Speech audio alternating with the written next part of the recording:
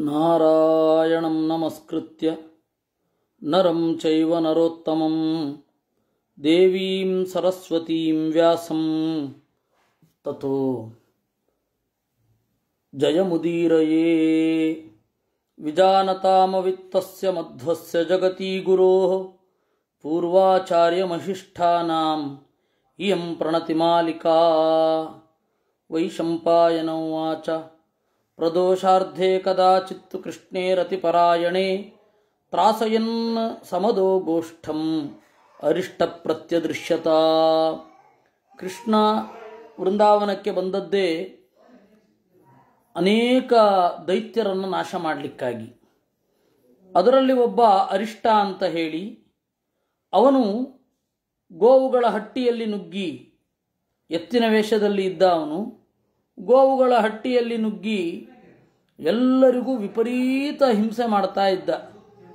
ತನ್ಮೂಲಕ ಗೋವುಗಳ ಒಂದು ಜೆನೆಟಿಕಲ್ ಕ್ಲೆನ್ಲಿನೆಸ್ ಅನ್ನು ಕೆಡಿಸಬೇಕು ಅಂತ. ನಿರ್ವಾಣಾಂಗಾರ ಮೇಘಾಭ, ಕಪ್ಪು ಎತ್ತು, ತೀಕ್ಷ್ಣ ಶೃಂಗ, ಚೂಪಾದ ಕೊಂಬು, ಉಬ್ಬಿದ ಕಣ್ಣು, ಕ್ಷುರತೀಕ್ಷ್ಣಾಗ್ರ ಚರಣ, ಅವನ ಗೊರಸು ಚಾಕುವಿನಂತೆ ಚೂಪಾಗಿ ಇತ್ತು. ಲೇಲಿಹಾನಃ ಸನಿಷ್ಪೇಷಂ, ತನ್ನ ದವಡೆಗಳನ್ನು ವಿಶೇಷತಃ ಕಟವಾಯಿ ಅಂತ ಹೇಳ್ತಾರೆ, ಅವುಗಳನ್ನು ನಾಲಿಗೆಯಿಂದ ನೆಕ್ಕಿಕೊಳ್ಳುತ್ತಾ ಗರ್ವಿತಾ ವಿದ್ಧಲಾಂಗೂಲ, ಬಾಲವನ್ನು ನೆಟ್ಟಗೆ ಎತ್ತಿ ಕಠಿಣ ಸ್ಕಂಧಬಂಧನ.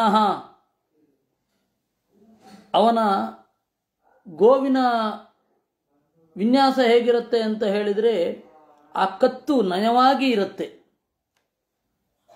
ಗಟ್ಟಿಗೆ ಗಟ್ಟಿ, ನಯಕ್ಕೆ ನಯ. ಆದರೆ ಇವಂದು ಹಾಗಿರಲಿಲ್ಲ, ವಿಚಿತ್ರ ವಿಕಾರವಾಗಿ ಇರುವಂತಹ ಗೋವು ಅಂದರೆ ಎತ್ತು.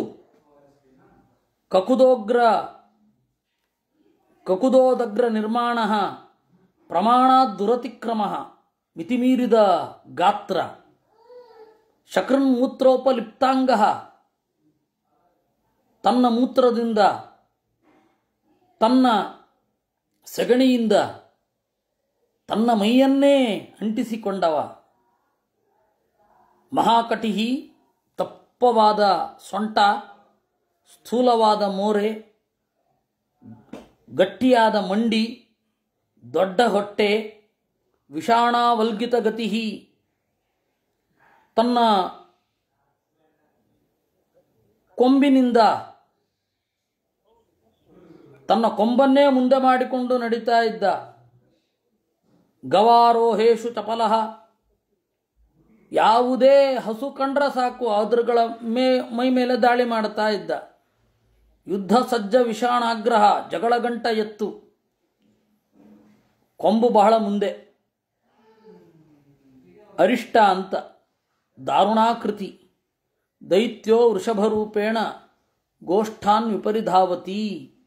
ಈ ತರಹದ ಒಬ್ಬ ದೈತ್ಯ ಕಾಡ್ತಾ ಇದ್ದ ಗೋವುಗಳನ್ನು. ಪಾತಯಾನೋ ಗವಾಂ ಗರ್ಭಾನ್ ದೃಪ್ತೋ ಗಚ್ಚತ್ಯನಾರ್ತವಂ. ಎಲ್ಲ ಹಸುಗಳ ಗಬ್ಬವನ್ನು ತಿವಿದು ಕೆಡುತ್ತಾ ಇದ್ದ, ರಕ್ತವೋ ರಕ್ತ ಬರುವಂತೆ ಮಾಡ್ತಾ ಇದ್ದ. ಗಚ್ಚತಿ ಅನಾರ್ತವಂ, ಋತುವಿಗೆ ವಿರುದ್ಧವಾಗಿ ಹೋಗಿ ಅವುಗಳನ್ನು ಸಂಭೋಗಿಸಲಿಕ್ಕೆ ಹೋಗ್ತಾ ಇದ್ದ ಅಂತಹ ಪಾಪಿ. ಶೃಂಗ ಪ್ರಹರಣೋ ರೌದ್ರ, ಪ್ರಹರನ್ ಗೋಷು ದುರ್ಮದ. ಕೊಂಬೆ ಅವನ ಆಯುಧ. ಕೆಲವು ಕಾಲ ಆದಮೇಲೆ, ಸ್ವಲ್ಪ ದಿವಸ ಇವನ ನಡೆಯನ್ನು ಗಮನಿಸಿದ ಕೃಷ್ಣ ನೇರವಾಗಿ ಎದುರು ನಿಂತ. ಸೇಂದ್ರಾಶನಿರಿವಾಂಬೋಧೋ ನರ್ದಮಾನೋ ಮಹಾತುರ, ತಾಳಶಬ್ದೇನ ತಂ ಕೃಷ್ಣ ಸಿಂಹನಾದೇನ ಮೋಹಯನ್. ನೇರ ಆ ಎತ್ತಿನ ರೂಪದಲ್ಲಿ ನಿಂತ ಅಸುರನನ್ನ ಚಪ್ಪಾಳೆ ತಟ್ಟಿ ಕರೆದ ಅಂತೆ. ಚಪ್ಪಾಳೆ ತಟ್ಟಿ ಬಾ ಇಲ್ಲಿ ಅಂತ ಕರೆದ. ಅಭ್ಯದಾವತ ಗೋವಿಂದೋ ದೈತ್ಯಂ ವೃಷಭರೂಪಿಣಂ. ವೇಗವಾಗಿ ಬಂದ. ರೋಷಿತ ಸ್ಥಾಲ ಶಬ್ದೇನ, ಯುದ್ಧಾಕಾಂಕ್ಷಿ, ಮೊದಲೇ ಅವನು ಜಗಳಗಂಟ ಅರಿಷ್ಟ. ಇವನು ಕರೆದಾಗ ಬೇಡ ಅಂತನೇನು ಜಗಳ ಆಡಲಿಕ್ಕೆ. ಸಕುಕ್ಷೌ ವೃಷಭೋ ದೃಷ್ಟಿಂ ಪ್ರಣಿಧಾಯ ಧೃತಾನನಃ. ತಲೆಯನ್ನು ತಗ್ಗಿಸಿ ತನ್ನ ಕಣ್ಣುಗಳನ್ನು ಕೃಷ್ಣನ ಹೊಟ್ಟೆಯಲ್ಲಿ ನೆಟ್ಟು ಕೊಂಬನ್ನು ಮುಂದೆ ಮಾಡಿಕೊಂಡು ವೇಗವಾಗಿ ಬಂದ. ಸಸಂಸಕ್ತಸ್ತು ಕೃಷ್ಣೋ ವೈ ವೃಷೇಣೇವ ಮಹಾವೃಚಃ ಮುಮೋಚ ವಕ್ತ್ರಜಂ ಫೇನಂ ನಸ್ತಶ್ಚಾತ ಶಬ್ದವತ್. ಓಡಿ ಬಂದಾಗ ಕೃಷ್ಣ ಗಟ್ಟಿಯಾಗಿ ಕೊಂಬಿನಲ್ಲಿ ಹಿಡಿದ.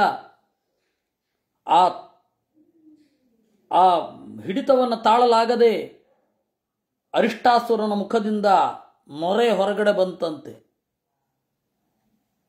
ತಾವನ್ಯೋನ್ಯಾವರುದ್ಧಾಂಗೌ ಯುದ್ಧೇ ಕೃಷ್ಣ ವೃಷಾವುಭೌ ರೇಜತುರ್ಮೇಘತಮಯೇ ಸಂಸಕ್ತಾವಿವ ತೋಯದೌ.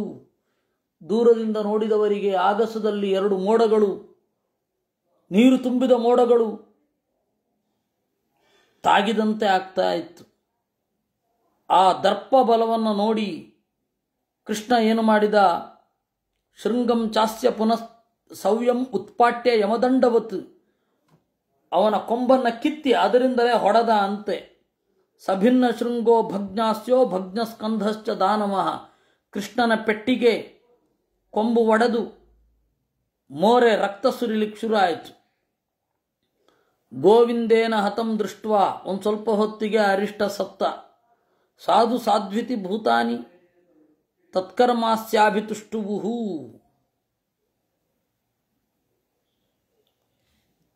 ಅದನ್ನು ನೋಡಿ ಕೃಷ್ಣ ದೇವತೆಗಳನ್ನು ನೋಡಿದ, ಮುಗುಳು ನಕ್ಕ. ಎಲ್ಲ ದೇವತೆಗಳು ಮೇಲ್ಗಡೆಯಿಂದ ಹೂಗಳ ಮಳೆಗೆರೆದರು.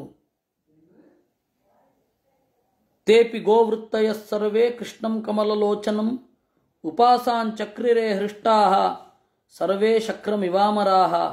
ಎಲ್ಲ ಗೋಪಾಲಕರಿಗೂ ಸಂತೋಷ ಆಯಿತು ಅನ್ನುವಲ್ಲಿಗೆ ವಿಷ್ಣು ಪರ್ವದಲ್ಲಿ 21ನೆಯ ಅಧ್ಯಾಯ ಆಯಿತು.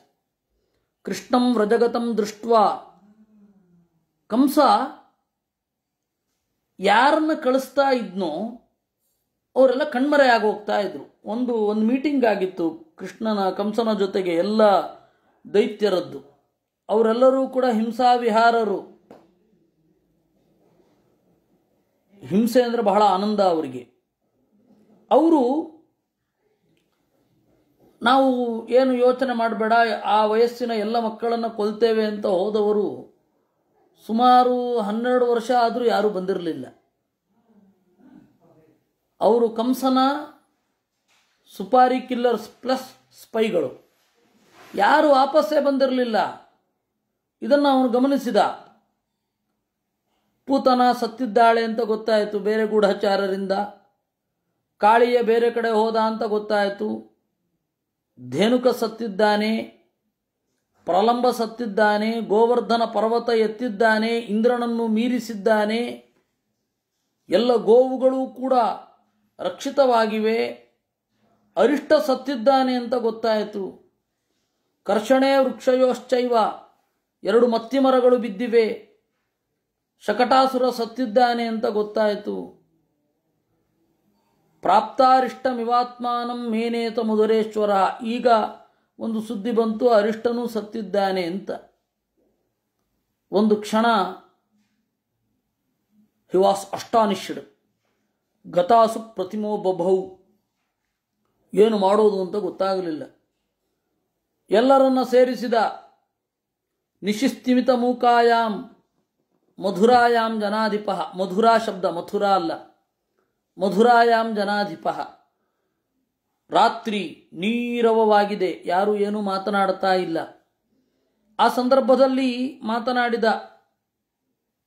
ವಸುದೇವ, ಕಂಕ ಅಂತ ಹೇಳಿ ಅವನ ತಮ್ಮ, ಸತ್ಯಕ ಅಂತ ಹೇಳಿ ಸಾತ್ಯಕಿಯ ಅಪ್ಪ, ದಾರುಕ ಅವನು ಕಂಕನ ತಮ್ಮ, ಅಂದರೆ ಇವನು ತಮ್ಮ, ಕಂಸನ ತಮ್ಮ, ಭೋಜ ವೈತರಣ, ವಿಕದ್ರು ಅಂತ ಹೇಳಿ ಯದುಕುಲದ ಬಹಳ ಹಿರಿಯ ಮುತ್ಸದ್ದಿ. ಅವನು ಮಂತ್ರಿ, ಎಲ್ಲರಿಗೂ ಸಲಹೆಯನ್ನು ಕೊಡ್ತಾ ಇದ್ದವ. ನಮಗೆ ಇದು ಭಾಗವತದಲ್ಲಿ ಗೊತ್ತಾಗಲ್ಲ. ಒಟ್ಟಿಗೆ ಅಕ್ರೂರನನ್ನು ಕಳಿಸಿದ ನಾರದರಿಂದ ಅನ್ನೋದಷ್ಟೇ ಗೊತ್ತಾಗತ್ತೆ. ಅಲ್ಲಿ ಹೇಳಲಿಲ್ಲ ಇದನ್ನ. ಈ ಮಂತ್ರಾಲೋಚನೆ ಕಂಸ ಏನು ಮಾಡ್ತಾ ಇದ್ದ, ಅವನು ಅಲ್ಲಿ ತನಕ ಅವೇರ್ನೆಸ್ಸೇ ಇರಲಿಲ್ವಾ ಅಂತ ಹೇಳಿದ್ರೆ ಹರಿವಂಶ ನೋಡಿ ಇಂಥ ಉತ್ತರ. ಭೂರಿಶ್ರವಸ್ಸು ಮೊದಲಾದ ಯಾದವರೆಲ್ಲ ಬಂದರು. ಭವಂತಃ ಸರ್ವಕಾರ್ಯಜ್ಞ ವೇದೇಶು ಪರಿನಿಷ್ಠಿತಾ. ರಾತ್ರಿ ಅವಸರವಾಗಿ ಮೀಟಿಂಗಿಗೆ ಕರೆದು ಈ ರೀತಿ ಹೇಳಿದ, ನಿಮಗೆ ಎಲ್ಲ ಕಾರ್ಯಗಳು ಗೊತ್ತು, ವೇದದಲ್ಲಿ ಜಾಣರು, ರಾಜನೀತಿ ತಿಳಿದವರು, ತ್ರಿವರ್ಗವನ್ನು ಪ್ರವರ್ತನೆ ಮಾಡುವವರು, ತ್ರಿವರ್ಗಸ್ಯ ಪ್ರವರ್ತಕಾ, ಧರ್ಮಾರ್ಥ ಕಾಮಗಳಲ್ಲಿ ರತರು, ಕರ್ತವ್ಯಗಳನ್ನೆಲ್ಲ ಮಾಡುವವರು, ತಸ್ತಿವಾಂಸೋ ಮಹಾವೃತ್ತೇ ನಿಷ್ಕಂಪಾ ಇವ ಪರ್ವತಾ, ಒಳ್ಳೆ ಕ್ಯಾರೆಕ್ಟರ್ ಇರುವವರು, ನೀವು ಡಾಂಭಿಕರಲ್ಲ, ಗುರುಕುಲದಲ್ಲಿ ವಾಸ ಮಾಡಿದವರು ಕಷ್ಟಪಟ್ಟು ವಿದ್ಯೆಯನ್ನು ಪಡೆದದ್ದರಿಂದ ವಿದ್ಯೆಯ ಜೊತೆ ಎಲ್ಲ ಗುಣಗಳು ಇರುತ್ತದೆ. ರಾಜಮಂತ್ರವನ್ನು ಧರಿಸಿದವರು, ನೀವು ಲೋಕದಲ್ಲಿ ಕೀರ್ತಿಯನ್ನು ಹೊಂದಿರುವವರು, ವೇದಾರ್ಥಗಳನ್ನು ಬಲ್ಲವರು, ನೇತಾರೋ ನಯದರ್ಶಿನಾಂ, ನೀತಿವಂತರನ್ನೂ ಕೂಡ ಮಾರ್ಗದರ್ಶನದಿಂದ ಒಳ್ಳೆಯ ಮಾರ್ಗಕ್ಕೆ ಸಾಗಿಸುವವರು. ನಿಮ್ಮಂಥವರಿದ್ದರೆ ಭೂಲೋಕ ಏನು, ಸ್ವರ್ಗಲೋಕವೇ ರಕ್ಷಿತವಾದ ಹಾಗೆ. ನಿಮ್ಮ ನಡೆ ಋಷಿಗಳ ಹಾಗೆ ನಿಷ್ಕಲ್ಮಶವಾಗಿ ಇದೆ, ಪಾರದರ್ಶಕವಾಗಿ ಇದೆ. ನೀವು ಮುನಿದರೆ ರುದ್ರ ಮುನಿದ ಹಾಗೆ. ಹೀಗೆಲ್ಲ ಇರಬೇಕಾದ್ರೆ, ನೀವೆಲ್ಲ ಇರಬೇಕಾದರೂ ಕೂಡ ನನಗೆ ಒಂದು ದೊಡ್ಡ ಅನರ್ಥ ಕಾಡ್ತಾ ಇದೆ ಕೃಷ್ಣನ ರೂಪದಲ್ಲಿ. ಏಷ ಕೃಷ್ಣ ಇತಿ ಖ್ಯಾತೋ ನಂದಗೋಪ ಸುತೋ ವ್ರಜೆ ವರ್ಧಮಾನ ಇವಾಂಬೋಧಿ ಮೂಲನ್ನ ಪರಿಕೃಂತತಿ. ನಂದಗೋಪನ ಮಗ ಕೃಷ್ಣ ಅಂತ ಇದ್ದಾನೆ. ಅವನು ಮಾಡ್ತಾ ಇರುವ ಹಾವಳಿ ಒಂದೊಂದಲ್ಲ. ಅನಮಾತ್ಯಸ್ಯ ಶೂನ್ಯಸ್ಯ ಚಾರಾಂಧಸ್ಯ ಮಮೈವತು ಕಾರಣಾನ್ ನಂದಗೋಪಸ್ಯ ಸಸುತೋ ಗೋಪಿತೋ ಗೃಹೆ. ನಾನು ಎಂತಹ ದಡ್ಡ ನೋಡಿ ನಿಮ್ಮನ್ನೆಲ್ಲ ನಂಬಿದ್ದೆ, ನನ್ನ ಅಮಾತ್ಯರು ಅಂತ. ಅಮಾತ್ಯರು ಅಂತಂದರೆ, ಅಮ ಅಂದರೆ ಹತ್ತಿರದಲ್ಲೇ ಇದ್ದು ಸಲಹೆಯನ್ನು ನೀಡುವವರು ಅಮಾತ್ಯರು. ಅನಮಾತ್ಯ ನಾನು.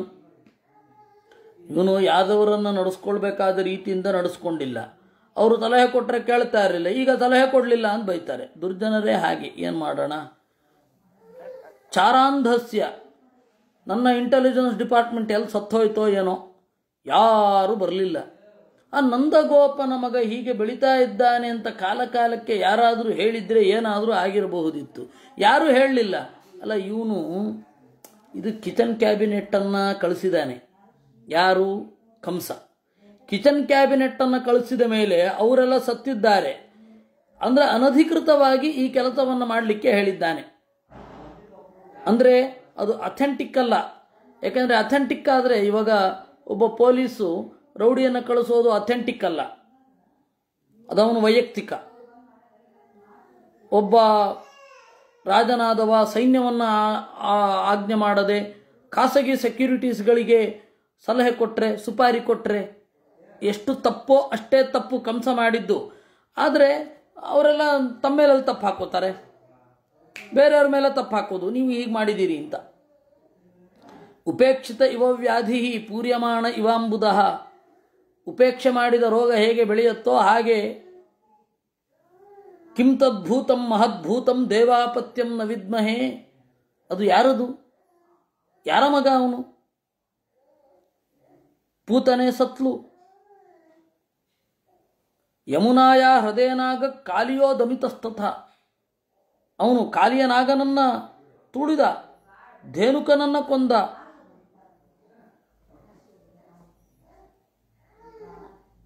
ಹತಸ್ತ್ವರಿಷ್ಠ ಬಲವಾನ್ ನಿಶೃಂಗಶ್ಚ ಕೃತೋ ವ್ರಜೆ. ಅರಿಷ್ಟನ ಕೊಂಬು ಮುರಿದು ಸಾಯಿಸಿದ್ದಾನೆ ಬೇರೆ. ಈ ರೀತಿ ಕರ್ಮಗಳನ್ನು ಮಾಡ್ತಾ ಇದ್ದಾನೆ. ನನಗೆ ಉಳಿದವನು ಕೇಶಿ ಒಬ್ಬನೇ. ಕೇಶಿ ಏನಾದರೂ ಸತ್ ಮೇಲೆ ನನಗೆ ಅದು ಭಯ. ಭೂತಪೂರ್ವಶ್ಚ ಮೇ ಮೃತ್ಯು ಸತತಂ ಪೂರ್ವದೈಹಿಕ. ಕೃಷ್ಣನನ್ನು ನೆನಪಿಸ್ಕೊಳ್ತಾ ಇದ್ದರೆ ನನ್ನ ಹಿಂದಣ ಜನ್ಮದ ಮೃತ್ಯುವಿನ ಹಾಗೆ ಕಾಣ್ತಾ ಇದ್ದಾನೆ. ಹಿಂದೆಯೂ ಅವನನ್ನೇ ನನ್ನನ್ನು ಸಾಯಿಸಿದ್ನೋ ಏನೋ. ಅಲ್ಲ,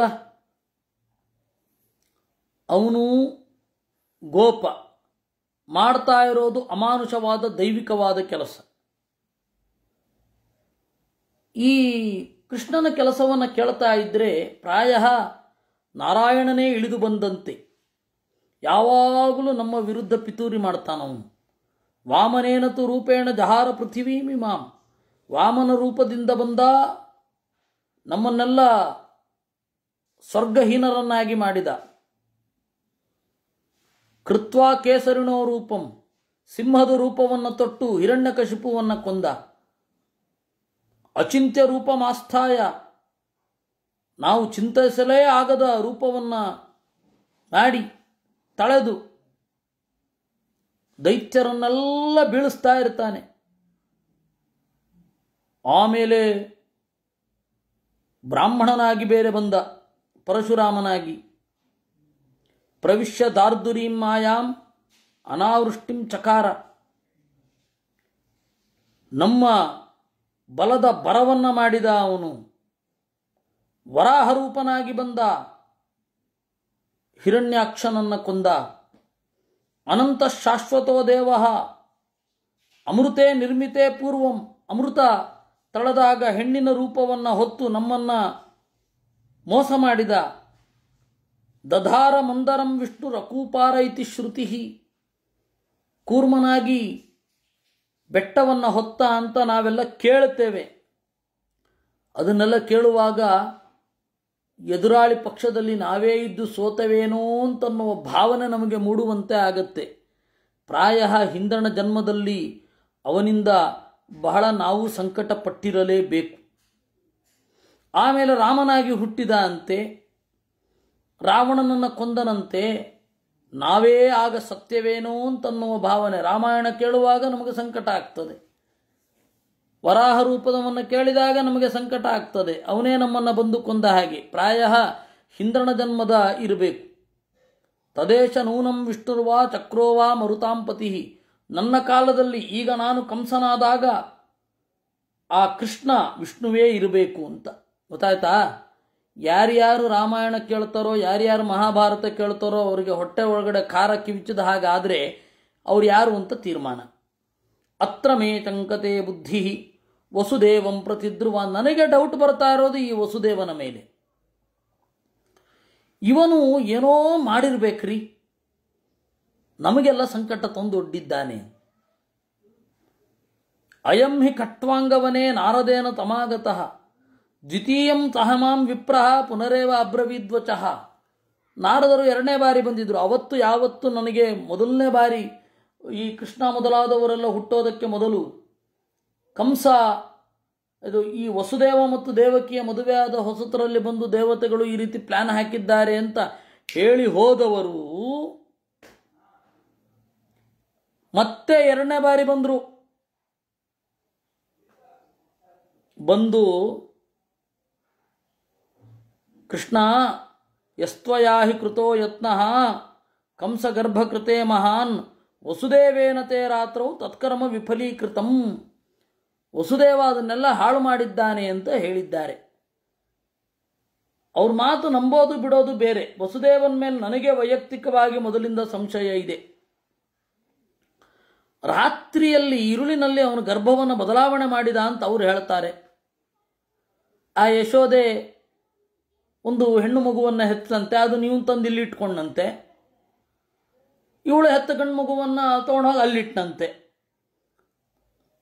ಅವಳು ಎಲ್ಲರ ಎದುರುಗಡೆ ಆಗಸಕ್ಕೆ ನೆಗೆದು ನನಗೆ ನಾನಾ ದುರ್ಭಾಷೆಗಳಿಂದ ಬೈದು ನಿನ್ನನ್ನು ಕೊಲ್ಲುವವನು ಸುತ್ತಮುತ್ತಲಿದ್ದಾನೆ ಅಂತ ಹೇಳಿ ಹೋದ್ಲು. ಅವಳಿಗೆ ಇವಾಗಲೂ ದೇವತೆಗಳ ಪೂಜೆ ಸಲ್ತಾ ಇದೆ ಅಂತ ನಾರದರು ಹೇಳ್ತಾರಪ್ಪ. ಈ ನಂದನ ಮಗ ಕೃಷ್ಣ ಅಂತ ಇದ್ದಾನಲ್ಲ, ಅವನು ವಸುದೇವನ ಎರಡನೇ ಮಗ ಅಂತೆ ನಾರದರು ಹೇಳ್ತಾ ಇದ್ದಾರೆ. ಇರಬಹುದು. ಇದನ್ನೆಲ್ಲ ಮಾಡ್ತಾ ಇರೋದು ನೋಡಿದ್ರೆ ನಾರದರ ಮಾತು ಸತ್ಯವೇ ಇರಬೇಕು. ಯಥಾ ಹಿ ವಾಯಸೋ ಮೂರ್ಧನಿ ಪದ್ಭ್ಯಾಂ ಯಸ್ಯಾವ ತಿಷ್ಠತಿ ನೇತ್ರೇ ತುದತಿ ತಸ್ಯೈವ ವಕ್ತ್ರೇಣ ಆಮಿಚ ಗೃದ್ಧಿನ. ಈ ವಸುದೇವ ಕಾಗೆ ಅಂತವನು. ಕಾಗೆ ಬಂದು ತಲೆ ಮೇಲೆ ಕೂತ್ರೆ ಆ ಕಾಗೆ ಆಯಿತು, ಕಾಗೆ ಇರ್ಲಪ್ಪ ಪಕ್ಷಿ ಅಂತ ದಯೆ ಇಟ್ಟು ತಲೆ ಮೇಲೆ ಕೂತ್ರೆ ಆ ಕಾಗೆ ಕೆಳಗಡೆ ಬಗ್ಗಿ ನಮ್ಮ ಕಣ್ಣನ್ನು ಕುಕ್ಕತ್ತೆ. ಇವನು ಅಂಥವನು. ವಸುದೇವ ಹಾಗೆ ಚಿನತ್ತಿ ಮಮ ಮೂಲಾನಿ ಭುಂಕ್ತೆ ಚ ಮಮ ಪಾರ್ಶ್ವತಃ, ನಮ್ಮ ಮೇಲೆ ನಿಂತು ನಮ್ಮನ್ನೇ ತೊಂದರೆ ಮಾಡ್ತಾ ಇದ್ದಾನೆ. ಭ್ರೂಣ ಹತ್ಯಾಪಿ ಸಂತಾರ್ಯ ಗೋವದ ಸ್ತ್ರೀವಧೋಪಿವ, ನಾನೇನು ಮಾಡಿದ್ದೆ ಅವನಿಗೆ? ನಾನು ಮಾಡಿದ ಉಪಕಾರ, ನಾನು ರಾಜ ಅನ್ನೋದನ್ನು ಅವನು ಮರಿಬಾರದಿತ್ತು. ನನಗೆ ಕೃತಜ್ಞನಾದ, ಯಾವ ತಪ್ಪಿಗೂ ಕ್ಷಮೆ ಇದೆ, ಕೃತಜ್ಞತೆ ಕ್ಷಮೆ ಇಲ್ಲ ಅಂತ. ಇದನ್ನು ಭೂತದ ಬಾಯಲ್ಲಿ ಭಗವದ್ಗೀತೆ ಅಂತ, ಡೆವಿಲ್ಸ್ ಕೋಟ್ ಆನ್ ಸ್ಕ್ರಿಪ್ಟ್ಸ್ ಅಂತ ಹೇಳಿ, ಪ್ಯಾರಡೈಸ್ ಲಾಸ್ಟ್ ಅಂತ ಹೇಳಿ ಒಂದು ಕಾವ್ಯ ಇದೆ, ಅಲ್ಲಿ ಬರುವಂತಹ ಮಾತು. ದೆವ್ವದ ಬಾಯಲ್ಲಿ, ಭೂತದ ಬಾಯಲ್ಲಿ ಭಗವದ್ಗೀತೆ ಅಂತ ಅದನ್ನು ಕನ್ನಡಕ್ಕೆ ಅನುವಾದ ಮಾಡಿದ್ದಾರೆ. ಡೆವಿಲ್ಸ್ ಕೋಟ್ ಆನ್ ಸ್ಕ್ರಿಪ್ಟ್ಸ್ ಅಂತ. ಹಾಗೆ ಇದು ಪತಿತಾನುಗತಂ ಮಾರ್ಗಂ ನಿಷೇವತ್ಯಚಿರೇಣತಃ, ಇವನು ಈ ರೀತಿ ಮಾಡಬಹುದೇ? ನಾನು ಅವನ ಸಂಬಂಧಿಕ ಅಲ್ವೇ?